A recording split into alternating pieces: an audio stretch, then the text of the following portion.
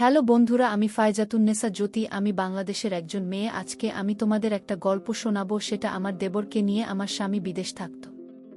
আমি আমার শ্বশুর বাড়িতে থাকতাম। আমার একটি দেবর ছিল, দেখতে অনেক সুন্দর এবং কিউট চেহারা ছিল। বিয়ের পর থেকে আমার দেবর আমাকে অনেক সম্মান করত। আমার সাথে সবসময় হাসি খুশি মুখে কথা বলতো। আমার স্বামী বিদেশ যাবার পর একদিন আমার দেবর বন্ধুরা বাকিটা গল্পেই বলছি। বেশ কিছুদিন আগে আমার স্বামীর তৌফিকের সাথে পারিবারিকভাবে আমার বিয়ে হয়। তৌফিক ছিলেন শান্ত, ভদ্র আর আমাকে খুব যত্ন করতেন। আমিও তাকে মন থেকে ভালোবাসতাম। আমাদের সংসার ছিল ছোট্ট কিন্তু সুখে ভরা।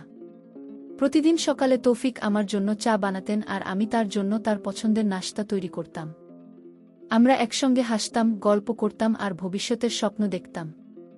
আমাদের বিয়ের প্রথম বছরটা ছিল যেন একটা সুন্দর গল্প। তৌফিকের সাথে আমার প্রতিটি মুহূর্ত ছিল আনন্দে ভরা। আমরা একসঙ্গে বাজারে যেতাম, বন্ধুদের সাথে আড্ডা দিতাম আর কখনো কখনো শহরের বাইরে ছোট্ট ট্রিপে বেরিয়ে পড়তাম। তৌফিকের একটা স্বপ্ন ছিল, একদিন আমাদের নিজেদের একটা ছোট্ট বাড়ি হবে যেখানে আমরা আমাদের সুখের সংসার গড়ে তুলব। আমি তার স্বপ্নে বিশ্বাস করতাম। তার হাত ধরে সেই স্বপ্নের পথে হাঁটতাম। কিন্তু জীবন তো সব সময় একইভাবে চলে না। বিয়ের ১.৫ বছর পর তৌফিকের কাছে একটা বড় সুযোগ এলো। বিদেশে একটা নামী কোম্পানিতে তাকে ৫ বছরের জন্য চাকরির প্রস্তাব দেওয়া হলো। বেতন ছিল খুব ভালো। আর এই চাকরি আমাদের ভবিষ্যতের জন্য অনেক কিছু বদলে দিতে পারত। আমি তৌফিককে বললাম, তুমি যাও, এটা তোমার স্বপ্ন পূরণের পথ। আমি এখানে ফাইন আছি। তৌফিক প্রথমে রাজি ছিলেন না, কিন্তু আমার বোঝানোর পর তিনি রাজি হলেন। তৌফিক বিদেশে চলে যাওয়ার আগের রাতে আমরা অনেকক্ষণ গল্প করলাম। তিনি আমার হাত ধরে বললেন, ভাইজা, আমি ফিরে এসে তোমার সাথে আরও সুন্দর জীবন গড়ব। তুমি আমার জন্য অপেক্ষা করবে না? আমি হেসে বললাম, তুমি সব সময় আমার মনে থাকবে। সেই রাতে আমরা একে অপরের সাথে অনেক কথা বললাম, অনেক স্বপ্নের কথা শেয়ার করলাম। পরদিন সকালে তৌফিক বিমানবন্দরের উদ্দেশ্যে রওনা দিলেন। আমি তাকে বিদায় জানাতে গিয়েছিলাম আর চোখের জলে তাকে ছেড়ে এলাম। তৌফিক চলে যাওয়ার পর আমার জীবনটা একটু একটু করে বদলে যেতে লাগল। আমি আমার শ্বশুরবাড়িতে থাকতাম, যেখানে আমার দেবর তানজিমও থাকত। তানজিম ছিল তৌফিকের ছোট ভাই, খুবই মিশুক আর বন্ধুসুলভ। সে প্রায়ই আমার সাথে গল্প করত, আমাকে হাসাত। আমি যখন একা বোধ করতাম তখন সে এসে বলতো, ভাবি চলো না একটু বাইরে ঘুরে আসি। আমি প্রথমে তার সঙ্গে যেতে চাইতাম না, কিন্তু তার জেদের কাছে হার মানতাম। আমরা একসঙ্গে বাজারে যেতাম, কখনো কখনো কাছের কোনো রেস্টুরেন্টে খেতে যেতাম। তানজিমের সাথে সময় কাটানো আমার কাছে ধীরে ধীরে স্বাভাবিক হয়ে উঠল। একদিন সন্ধ্যায় বাড়ির ছাদে বসে গল্প করছিলাম। তানজিম বলে উঠল, ভাবি, তুমি জানো তুমি খুবই হাসি খুশি মানুষ। আমি হেসে বললাম, হাঁটাটা প্রশংসা কেন? সে মুচকি হেসে বলল, এমনি তুমি হাসলে সবাই খুশি হয়। আমি তার কথা একটু লজ্জা পেলাম, কিন্তু মনে মনে ভালোও লাগল। তানজিমের এই ছোট ছোট কথা আমার একাকী জীবনে একটু আনন্দ যোগ করছিল। তখনও আমি জানতাম না যে এই বন্ধুত্ব আমার জীবনকে কিভাবে প্রভাবিত করবে। তানজিমের সাথে আমার বন্ধুত্ব দিন দিন আরও গভীর হচ্ছিল। তৌফিক বিদেশে থাকায় আমার জীবনে একটা শূন্যতা তৈরি হয়েছিল, আর তানজিম সেই শূন্যতা পূরণ করছিল। তার হাসি খুশি স্বভাব আর সঙ্গ দিয়ে আমি তাকে আমার ছোট ভাইয়ের মতো দেখতাম। তার সাথে কাটানোর সময় আমাকে সান্ত্বনা দিত। আমি নিজেকে বোঝাতাম এটা শুধুই বন্ধুত্ব, একটা পরিবারের সদস্য হিসাবে তার যত্নশীল আচরণ। প্রতিদিন সন্ধ্যায় তানজিম আমার সাথে সময় কাটাত। আমরা একসঙ্গে রান্না করতাম, কখনো সিনেমা দেখতাম বা বাড়ির ছাদে বসে গল্প করতাম। তার গল্পগুলো এত মজার ছিল যে আমি হাসতে হাসতে পেটে খিল ধরে যেত। একদিন সে আমাকে বলল, ভাবি, তুমি জানো তুমি হাসলে সবার মন ভালো হয়ে যায়। আমি হেসে বললাম, তানজিম, তুমি সব সময় এমন কথা বলো কেন? আমি তো সাধারণ মানুষ। সে হাসল, ভাবি, তুমি সাধারণ হলেও আমাদের পরিবারের জন্য তুমি খুব গুরুত্বপূর্ণ। তার কথায় মনটা আমার খুশিতে ভরে উঠল। এক সপ্তাহান্তে তানজিম বলল, ভাবি, চলো না আমরা কাছাকাছি কোথাও ঘুরে আসি। তুমি সারাক্ষণ বাড়িতে থাকো, একটু বাইরের হাওয়া লাগবে। আমি একটু দ্বিধায় পড়লাম। তৌফিকের সাথে আমি অনেক ঘুরেছি, কিন্তু তার অনুপস্থিতিতে তানজিমের সঙ্গে বাইরে যাওয়া কেমন যেন অস্বস্তিকর মনে হল। কিন্তু তাণ্ডবের উৎসাহের কাছে হার মেনে আমি রাজি হলাম। আমরা কাছের একটা পার্কে গেলাম, যেখানে সবুজ গাছ আর ফুলের বাগান ছিল। পার্কে হাঁটতে হাঁটতে তানজিম আমাকে তার শৈশবের গল্প শোনাল। সে বলল কিভাবে সে আর তৌফিক ছোটবেলায় একসঙ্গে দুষ্টুমি করত। আমি হাসতে হাসতে বললাম, তোমার ভাইয়ের মতো তুমিও দুষ্ট ছিলে, তাই না? সে হাসল হয়তো একটু বেশি। আমরা একটা বেঞ্চে বসে আইসক্রিম খেলাম আর সূর্যাস্ত দেখলাম। সেই মুহূর্তে আমার মনটা হালকা হয়ে গেল। তানরিমের সঙ্গ আমাকে সত্যিই আনন্দ দিচ্ছিল। তৌফিকের সাথে আমার ফোনে নিয়মিত কথা হতো। তিনি আমাকে তার নতুন জীবন, কাজ আর বিদেশের অভিজ্ঞতার গল্প শোনাতেন। আমি তাকে আমার দিনের কথা বলতাম। তবে তানরিমের সাথে কাটানোর সময়ের কথা বেশি উল্লেখ করতাম না। কেন জানি এই মুহূর্তগুলো আমার কাছে খুব ব্যক্তিগত মনে হতো। তৌফিক আমাকে বলতেন, ফাইজা তুমি ঠিক আছো তো? তানরিম, তোমার খেয়াল রাখছি তো? আমি হেসে বলতাম, হ্যাঁ, সে খুব ভালো ছেলে। একদিন তানদিকে বলল, ভাবি তুমি কখনো কক্সবাজার গেছো? জায়গাটা নাকি অনেক সুন্দর, চলো না আমরা একবার ঘুরে আসি। আমি অবাক হয়ে বললাম, কক্সবাজার এত দূর আমি কিভাবে যাব? তানরিম হেসে বলল, আমি আছি না, আমরা পরিবারের সবাই মিলে ঘুরতে যাব। আমি অনেক ভাবলাম তৌফিকের অনুপস্থিতিতে এতদূর ভ্রমণে যাওয়া ঠিক হবে কিনা তা নিয়ে আমার মনে দ্বন্দ্ব ছিল। কিন্তু তানরিমের উৎসাহ আর পরিবারের সাথে যাওয়ার প্রস্তাব আমাকে রাজি করিয়ে দিল। আমরা কক্সবাজারের জন্য রওনা দিলাম। সমুদ্রের তীরে পৌঁছে আমার মনটা যেন উঠতে শুরু করল। তানরিম আমাকে সমুদ্রে ঢেউয়ের কাছে নিয়ে গেল, আর আমরা একসঙ্গে পানিতে পা ভিজিয়ে হাসলাম। সে বলল, ভাবি দেখো, এই সমুদ্রের মতোই জীবন বড় আর সুন্দর। আমি তার কথায় হেসে ফেললাম। তার কথাগুলো আমাকে ভাবিয়ে তুলছিল। আমরা সৈকতে বসে সূর্যাস্ত দেখলাম, আর আমার মনে একটা শান্তি কাজ করছিল। সেই রাতে হোটেলে ফিরে আমরা একসঙ্গে ডিনার করলাম। তানদিয়া আমাকে তার ভবিষ্যতের পরিকল্পনার কথা বলল, কিভাবে সে একদিন নিজের ব্যবসা শুরু করতে চায়। আমি মুগ্ধ হয়ে তার কথা শুনলাম। তার স্বপ্নের কথাগুলো আমাকে অনুপ্রাণিত করছিল। আমি নিজেকে বললাম, এটা শুধুই একটা ভালো বন্ধুত্ব, আমাদের পরিবারের মধ্যে একটা সুন্দর সম্পর্ক। কক্সবাজার থেকে ফিরে আসার পর আমার মনটা একটু হালকা হয়েছিল তার রিমের সাথে কাটানো। সেই দিনগুলো আমার জন্য একটা সুন্দর স্মৃতি হয়ে রইল। সমুদ্রের ঢেউ, আমাদের হাসি আর পরিবারের সাথে কাটানোর সময় এসব আমাকে নতুন করে উৎসাহ দিয়েছিল। আমি নিজেকে বোঝাতাম যে তানরিম আমার পরিবারের একজন, আমার ছোট ভাইয়ের মতো, আর তার সঙ্গ আমাকে এই কাকি সময় সাহস দিচ্ছে। বাড়ি ফিরে এসে আমরা আমাদের স্বাভাবিক রুটিনে ফিরে গেলাম। তানরিম প্রতিদিনের মতোই আমার সাথে সময় কাটাত, গল্প করত। তার হাসি খুশি স্বভাব আমাকে সবসময় আনন্দ দিত। একদিন সকালে আমি রান্নাঘরে নাস্তা তৈরি করছিলাম। তার রিমেশে বলল, ভাবি আজ আমি তোমার জন্য কিছু রান্না করব, তুমি শুধু বসে দেখো। আমি হেসে বললাম, তুমি রান্না ঠিক আছে, দেখি তোমার কত ক্ষমতা। তন্দ্রিম সত্যি রান্নাঘরে ঢুকে পড়ল। সে প্যানকেক বানানোর চেষ্টা করল, কিন্তু ময়দার মিশ্রণটা একটু বেশি পাতলা হয়ে গেল।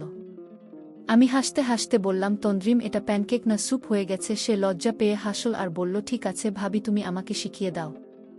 আমরা একসঙ্গে রান্নাঘরে হাসাহাসি করে প্যানকেক বানালাম। সেই মুহূর্তে আমার মনে হলো তন্দ্রিমের সাথে ছোট ছোট সময়গুলো আমার জীবনে আনন্দ যোগ করছে। তৌফিকের সাথে আমার ফোনে নিয়মিত কথা হতো, তবে তিনি তার কাজে ব্যস্ত থাকায় আমাদের কথা কখনো কখনো সংক্ষিপ্ত হতো। আমি দেখি আমার দিনের কথা বলতাম, কিন্তু তন্দ্রিমের সাথে কাটানোর সময়ের কথা বেশি উল্লেখ করতাম না। এগুলো আমার কাছে পরিবারের সাথে কাটানো সাধারণ মুহূর্ত মনে হতো। একদিন তৌফিক ফোন বললেন, ফাইজা তুমি একটু চুপচাপ মনে হচ্ছে, কিছু হয়েছে? আমি দ্রুত বললাম, না না, আমি ঠিক আছি, শুধু একটু ক্লান্ত। আমি চাইতাম তৌফিকের সাথে আমার সম্পর্ক আগের মতোই থাকুক। এক সন্ধ্যায় তানরিম আমাকে বলল, ভাবি চলো আমরা একটু ছাদে বসি, আজ আকাশটা খুব পরিষ্কার, অনেক তারা দেখা যাচ্ছে। আমরা ছাদে গিয়ে বসলাম। তানরিম তার ফোন একটা গান বাজালো আর আমরা তারার দিকে তাকিয়ে গল্প শুরু করলাম। সে বলল, ভাবি তুমি জানো, আমি তোমার সাথেই সময়গুলো কাটাতে খুব ভালোবাসি। তুমি আমাদের পরিবারের একটা গুরুত্বপূর্ণ অংশ। আমি তার দিকে তাকিয়ে হাসলাম আর বললাম, তানরিম তুমিও আমার জন্য অনেক কিছু করো। তার কথায় আমার মনটা হালকা হয়ে গেল। দিনগুলো এভাবেই কাটতে লাগল।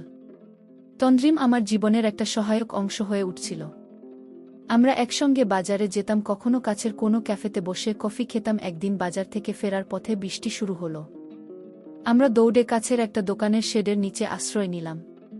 তানরিম তার জ্যাকেটটা আমার মাথার উপর ধরল যাতে আমি ভিজে না যাই। আমি বললাম, তুমি কেন এত খেয়াল রাখো আমার? সে হেসে বলল, কারণ তুমি আমাদের পরিবারের একজন ভাবি। তার কথায় আমি হাসলাম। তার যত্ন আমাকে পরিবারের উষ্ণতা অনুভব করার ছিল। একদিন সন্ধ্যায় তানরিম আমাকে বলল, ভাবি আমি একটা জিনিস বলতে চাই। আমি অবাক হয়ে বললাম, কি বলতে চাও? সে একটু ইতস্তত করে বলল, তুমি আমাদের পরিবারে এসে সবাইকে একসঙ্গে বেঁধে রেখেছ। আমি তোমার সাথে সময় কাটালে খুব ভালো লাগে। আমি হেসে বললাম, তানরিম, তুমি আমার দেওর, তুমি তো আমার খেয়াল রাখবেই। সে মুচকি হেসে বলল, হ্যাঁ, তা ঠিক। তার কথাগুলো আমাকে পরিবারের প্রতি আরও কৃতজ্ঞ করে তুলল। তানরিমের সাথে আমার সম্পর্ক ছিল একটা শক্তিশালী বন্ধুত্ব, পরিবারের মধ্যে একটা সুন্দর সংযোগ। আমি নিজেকে মনে করিয়ে দিতাম যে আমি তৌফিকের স্ত্রী, আর আমার জীবনে তৌফিকই আমার প্রধান অগ্রাধিকার। তানরিম আমাকে পরিবারের একজন হিসেবে সাহস আর আনন্দ দিচ্ছিল, আর আমি তার এই যত্নের জন্য কৃতজ্ঞ ছিলাম। আমি জানতাম আমার এই পথটা পরিবারের ভালোবাসা আর সমর্থনের মধ্যে দিয়ে এগিয়ে যাবে। তানরিমের সাথে আমার সময় কাটানো যেন আমার জীবনের একটা সুন্দর অংশ হয়ে উঠেছিল। তার সঙ্গে কাটানো প্রতিদিন মুহূর্ত আমাকে আনন্দ দিত, আর আমি আমার পরিবারের এই সমর্থনের জন্য কৃতজ্ঞ ছিলাম। আমি তৌফিকের স্ত্রী এবং আমার হৃদয় সবসময় তার জন্যই ছিল। তানরিম আমার জন্য একজন ছোট ভাইয়ের মতো, যে আমার একাকী সময় তোমাকে সঙ্গত দিচ্ছিল। একদিন সকালে তানরিম আমাকে বলল, ভাবি, আজ আমরা কোথাও ঘুরতে যাব না? বাড়িতেই একটা মজার দিন কাটাব। আমি অবাক হয়ে বললাম, মজার দিন মানে কি প্ল্যান করেছ? সে হেসে বলল, দেখোই না, সারপ্রাইজ। সে আমাকে রান্নাঘরে নিয়ে গেল, যেখানে সে ইতিমধ্যে কেক বানানো সব উপকরণ সাজিয়ে রেখেছিল। আমি হেসে বললাম, তানরিম, তুমি আবার কেক বানাবে? প্যানকেকের পর এবার কেক? সে হাসল। এবার আমি হারব না ভাবি, তুমি আমাকে হেল্প করবে। আমরা একসঙ্গে কেক বানানো শুরু করলাম। তানরির ময়দা মাখতে গিয়ে তার মুখে ময়দা লাগিয়ে ফেলল, আর আমি হাসতে হাসতে তাকে টিস্যু দিয়ে মুখ পরিষ্কার করে দিলাম। সে বলল, ভাবি, তুমি না থাকলে আমি তো পুরো বেকারি নষ্ট করে ফেলতাম। আমরা হাসাহাসি করে কেক বানালাম, আর যখন কেক ওভেন থেকে বের হলো তখন দেখলাম সেটা সত্যিই সুন্দর হয়েছে। আমরা একসঙ্গে কেক কেটে খেলাম, আর তানরিম বলল, এটা আমাদের প্রথম কেক ভাবি, এটা আমাদের পরিবারের জন্য একটা স্মৃতি। আমি তার দিকে তাকিয়ে হাসলাম। তার উৎসাহ আমাকে আনন্দ দিচ্ছিল। তৌফিকের সাথে আমার ফোন কথোপকথন কমে আসছিল। তিনি তার কাজে এত ব্যস্ত থাকতেন যে আমাদের কথা বলার সময় কমে গিয়েছিল।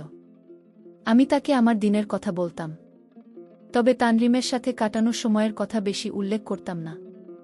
আমি চাইতাম আমাদের কথোপকথন পরিবারের সাধারণ বিষয় নিয়ে হোক। একদিন তৌফিক ফোনে বললেন, ফাইজা, তুমি একটু দূরে দূরে মনে হচ্ছ। আমি কি কিছু ভুল করেছি? আমি তাড়াতাড়ি বললাম, না তৌফিক, তুমি কিছু ভুল করনি। আমি শুধু একটু ব্যস্ত ছিলাম। আমি আমার স্বামীর সাথে আমার সম্পর্ককে আরও শক্তিশালী করতে চাইতাম। একদিন বিকেলে তানরিন আমাকে বলল, ভাবি, চলো আমরা একটা পুরনো ছবি দেখি। আমরা একসঙ্গে একটা পুরনো বাংলা সিনেমা দেখতে বসলাম। ছবিটা ছিল একটা পারিবারিক গল্প, আর আমরা দুজনেই ছবির মজার দৃশ্যগুলো উপভোগ করলাম। ছবি শেষ হলে তানরিম বলল, ভাবি, এই ধরনের পারিবারিক গল্পগুলো সত্যি অনুপ্রেরণাদায়ক। আমি হেসে বললাম, হ্যাঁ, জীবনে পরিবারের সমর্থন অনেক গুরুত্বপূর্ণ। সে হাসল, তুমি ঠিক বলেছ ভাবি, আমাদের পরিবারও তো এমনই। তার কথায় আমার মনটা হালকা হয়ে গেল। এক সন্ধ্যায় আমরা বাড়ির কাছের একটা ছোট বাজারে গিয়েছিলাম। ফেরার পথে তানরিম হঠাৎ থেমে বলল, ভাবি, আমি তোমাকে একটা জিনিস দিতে চাই। সে তার পকেট থেকে একটা ছোট্ট ফুলের গাছের চারা বের করে বলল, এটা আমি তোমার জন্য এনেছি।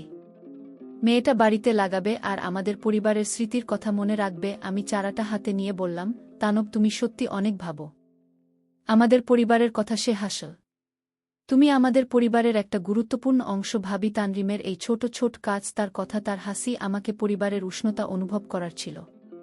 আমি নিজেকে মনে করিয়ে দিতাম যে আমি তৌফিকের স্ত্রী, আর আমার জীবনে তৌফিকই আমার প্রধান অগ্রাধিকার। তানরিম আমার জন্য একজন ছোট ভাইয়ের মতো, যে আমার একাকী সময় আমাকে সঙ্গত দিচ্ছিল। আমি তার এই যত্নের জন্য কৃতজ্ঞ ছিলাম। আমার মন জানত আমার জীবন পরিবারের ভালোবাসা সমর্থনের মধ্য দিয়ে এগিয়ে যাবে। আমি চাইতাম আমার পরিবারের সাথে আমারই বন্ধন আরও শক্তিশালী হোক। তানরিমের সাথে আমার সময় কাটানো আমার জীবনের একটা গুরুত্বপূর্ণ অংশ হয়ে উঠেছিল। তার হাসি খুশি স্বভাব, তার ছোট ছোট যত্ন আমাকে পরিবারের উষ্ণতা অনুভব করার ছিল। আমি তৌফিকের স্ত্রী এবং আমার হৃদয় সবসময় তার জন্যই ছিল। তানরিম আমার জন্য একজন ছোট ভাইয়ের মতো, যে আমার একাকী সময় আমাকে সঙ্গ দিচ্ছিল। আমি নিজেকে মনে করিয়ে দিতাম যে আমাদের সম্পর্ক শুধুই পরিবারের মধ্যে একটা সুন্দর বন্ধন। একদিন সকালে তানরিম আমাকে বলল, ভাবি, চলো আজ আমরা একটা নতুন জায়গায় যাই। কাছে একটা লেক আছে, ওখানে অনেক শান্তি। আমি একটু ইতস্তত করলাম, কিন্তু তার উৎসাহের কাছে হার মানলাম। আমরা পরিবারের কয়েকজনের সাথে লেকের ধারে গেলাম, যেখানে চারপাশে সবুজ গাছ আর পানির শান্ত ঢেউ ছিল। আমরা একটা বেঞ্চে বসে গল্প শুরু করলাম। তার নাম বলল, ভাবি তুমি জানো আমি ছোটবেলায় এখানে ভাইয়ের সাথে অনেকবার এসেছি। আমি হেসে বললাম, তোমার আর তৌফিকের অনেক স্মৃতি আছে তাই না? সে হাসল। হ্যাঁ, আর এখন আমাদের পরিবারের সাথে এই স্মৃতিগুলো আরও সুন্দর হচ্ছে। তানরিমের কথায় আমার মনটা হালকা হয়ে গেল। আমরা লেকের ধারে হাঁটলাম আর সে আমাকে তার ভবিষ্যতের পরিকল্পনার কথা বলল। সে বলল সে একদিন নিজের একটা ছোট ব্যবসা শুরু করতে চায়, যেখানে সে তার সৃজনশীলতা কাজে লাগাতে পারবে। আমি মুগ্ধ হয়ে তার কথা শুনলাম। তার স্বপ্নে একটা আলো ছিল যা আমাকে অনুপ্রাণিত করছিল। আমি বললাম, তানরিম তুমি যা চাও তা পাবে। তোমার এই জেদ আর উৎসাহ আমাকে অনেক ভালো লাগে। সে হাসল। তোমার কথায় আমার আরও ভরসা পাওয়া যায় ভাবি। তৌফিকের সাথে আমার কথা কিছুটা কমে গিয়েছিল। তিনি তার কাজে ব্যস্ত থাকতেন আর আমাদের কথা বলার সময় কমে গিয়েছিল। তিনি ফোনে বারবার জিজ্ঞেস করতেন, ফাইজা তুমি ঠিক আছো তো? আমি বলতাম, হ্যাঁ আমি ঠিক আছি। আমি তাকে আমার দিনের কথা বলতাম, তবে পরিবহনের সাধারণ মুহূর্তগুলোই বেশি শেয়ার করতাম। আমি চাইতাম আমাদের সম্পর্ক আগের মতোই থাকুক। একদিন বিকেলে তানরিম আমাকে বলল, ভাবি চলো আমরা একটা ছোট পিকনিক করি। পরিবারের সবাই মিলে। আমি তার উৎসাহ দেখে রাজি হয়ে গেলাম। আমরা বাড়ির পাশের একটা পার্কে গেলাম, যেখানে আমরা একটা মাদুর বিছিয়ে বসলাম। তার ব্যাগ থেকে কিছু খাবার বের করল, ঘরে বানানো স্যান্ডউইচ আর ফল। আমরা খেতে খেতে গল্প করলাম। সে বলল, ভাবি তুমি জানো, আমি যখন আমাদের পরিবারের সাথে এমন সময় কাটাই তখন আমার মনে হয় আমরা সবাই একসাথে অনেক শক্তিশালী। আমি হাসলাম। তার রিং, তুমি সবসময় এমন কথা বলো কেন? সে হাসল। কারণ আমাদের পরিবার আমার কাছে অনেক গুরুত্বপূর্ণ। সেই মুহূর্তে আমি আমার পরিবারের প্রতি কৃতজ্ঞতায় ভরে গেলাম। আমি তার নামকে বললাম, তানিম তুমি আমাদের পরিবারের জন্য অনেক কিছু করো। আমরা সবাই একসাথে আছি, এটাই তো ভালো, তাই না? সে হাসল। হ্যাঁ ভাবি তুমি ঠিক বলেছ। আমি শুধু চাই তুমি সবসময় হাসি খুশি থাকো। পিকনিক থেকে ফেরার পথে আমার মনটা হালকা হালকা হয়ে গেল। আমি বুঝতে পারছিলাম তানরিম আমাদের পরিবারের একজন গুরুত্বপূর্ণ সদস্য, যে আমাকে এই সময়ে সাহস দিচ্ছিল। আমি তৌফিকের কথা ভাবলাম, আর আমার মনে তার প্রতি ভালোবাসা আরও গভীর হল। আমি নিজেকে মনে করিয়ে দিলাম যে আমি তৌফিকের স্ত্রী এবং আমার পরিবারই আমার সবচেয়ে বড় শক্তি। সে রাতে আমি তৌফিকের দেওয়া একটা পুরনো চিঠি পড়লাম, যেখানে সে লিখেছিল, ফায়েজা তুমি আমার জীবনের সবচেয়ে বড় সুখ। আমার চোখ ভিজে গেল। আমি জানতাম আমি তৌফিককে ভালোবাসি, তার নেই মামার জন্য একজন সহায়ক দেবর যে আমাকে পরিবারের মধ্যে আনন্দ দিচ্ছিল। আমি আমার পরিবারের সাথে আমার এই বন্ধনকে আরও শক্তিশালী করতে চাইতাম। আমি জানতাম আমার জীবনেই ভালোবাসার সমর্থনের মধ্যে দিয়ে এগিয়ে যাবে। তানিমের সাথে আমার সময় কাটানো আমার জীবনের একটা সুন্দর অংশ হয়ে উঠেছিল। তার হাসিখুশি স্বভাব আর তার ছোট ছোট যত্ন আমাকে পরিবারের উষ্ণতা অনুভব করার ছিল। আমি তৌফিকের স্ত্রী এবং আমার হৃদয় সবসময় তার জন্যেই ছিল। তানরিম আমার জন্য একজন ছোট ভাইয়ের মতো, যে আমার একেকী সময় আমাকে সঙ্গ দিচ্ছিল। আমি নিজেকে মনে করিয়ে দিতাম যে আমাদের সম্পর্ক শুধুই পরিবারের মধ্যে একটা শক্তিশালী বন্ধন। একদিন সকালে তানরিম আমাকে বলল, ভাবি আজ আমরা একটা বিশেষ জায়গায় যাব। আমি কৌতূহলী হয়ে জিজ্ঞেস করলাম, কোথায়? সে হিসেবে বলল, গিয়ে দেখো, সারপ্রাইজ। আমরা পরিবারের কয়েকজনের সাথে একটা ছোট পাহাড়ি এলাকায় গেলাম, যেখানে একটা ঝর্ণা ছিল। ঝর্ণার পানির শব্দ আর চারপাশের সবুজ আমাকে মুগ্ধ করল। আমরা পাথরের উপর বসে গল্প করলাম। তার নাম বলল, ভাবি এই জায়গাটা আমাদের পরিবারের জন্য অনেক বিশেষ। আমি চাই তুমিও এতে পছন্দ করো। আমি হাসলাম। তানরিম আমাদের পরিবারের সাথে এখানে আসা সত্যি খুব ভালো লাগছে। সেদিন বিকেলে আমরা ঝর্ণার কাছে বসেছিলাম। তানরিম বলল, ভাবি আমি আমাদের পরিবারের জন্য কৃতজ্ঞ যে তুমি আমাদের সাথে আছো। তুমি আমাদের সবাইকে একসাথে রাখো। আমি তার কথায় হাসলাম। তানরিম তুমিও তো আমাদের জন্য অনেক কিছু করো। আমি জানতাম আমাদের এই পরিবারের বন্ধন আমাকে সবসময় শক্তি দিচ্ছে। আমি বললাম, তানরিম তুমি আমার দেবর। আমরা একসাথে এই পরিবারের জন্য আরও অনেক স্মৃতি তৈরি করব, তাই না? সে হাসল। হ্যাঁ ভাবি তুমি ঠিক বলেছ। আমি শুধু চাই আমাদের পরিবার সব সময় হাসি খুশি থাকুক। সেই দিন থেকে আমি আমার পরিবারের প্রতি আরও বেশি কৃতজ্ঞ হয়ে উঠলাম। আমি তানিমের যত্ন আর সঙ্গের জন্য মনে মনে তাকে ধন্যবাদ দিতাম। আমি তৌফিকের সাথে ফোনের কথা বলতাম আর তার কথাগুলো আমাকে আমাদের ভালোবাসার কথা মনে করিয়ে দিত। আমি নিজেকে বলতাম আমার জীবন আমার স্বামী আর পরিবারের সাথে পূর্ণ। একদিন রবিবার সকালে তানরিম আমাকে বলল, ভাবি চলো আমরা বাড়ির বাগানে ফুল লাগাই।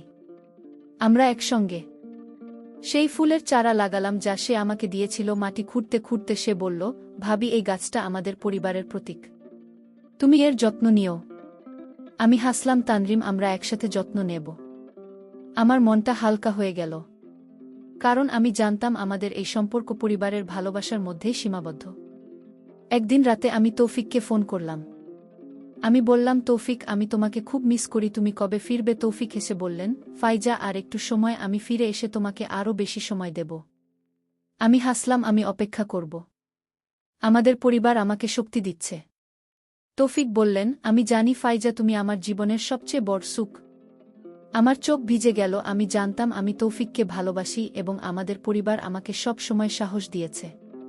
আজ আমি আমার পরিবারের সাথে সুখী। তানরিম আমার জন্য একজন সহায়ক দেবর যে আমাকে এই একাকী সময় সঙ্গ দিয়েছে। আমি তোমাদেরকে বলতে চাই, একা থাকা একজন মেয়ের জন্য কতটা কঠিন হতে পারে। আমার দেবর যদি সময় মতো আমাকে মানসিক সাপোর্ট না দিত, তাহলে হয়তো আমি ভুল কোনো সিদ্ধান্ত নিতাম।